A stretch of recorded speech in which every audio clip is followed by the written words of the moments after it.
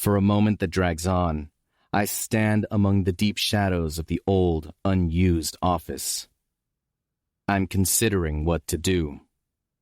If I've finally had enough surveilling of my next victim, or if I'm not yet ready to move on.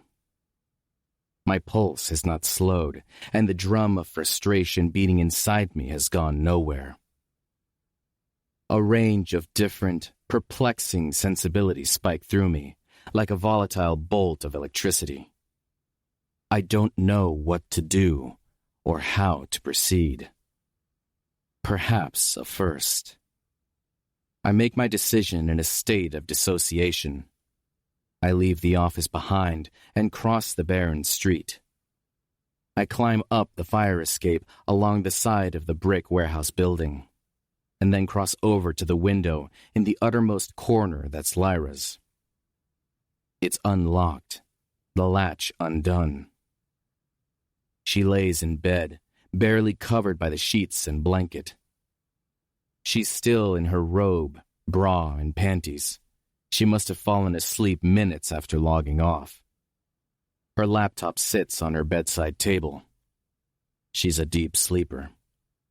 As I ease the window open, she doesn't stir. She remains as is, completely clueless that she's no longer alone.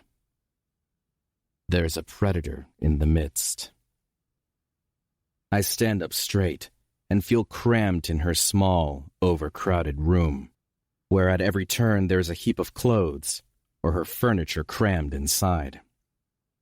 This sets off my tendency for organization and order. Even glancing around the chaotic mess makes me itch. For the time being, I ignore my disgust and press on.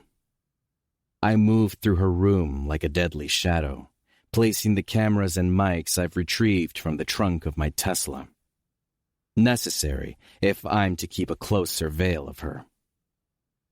She moans and then rolls onto her back.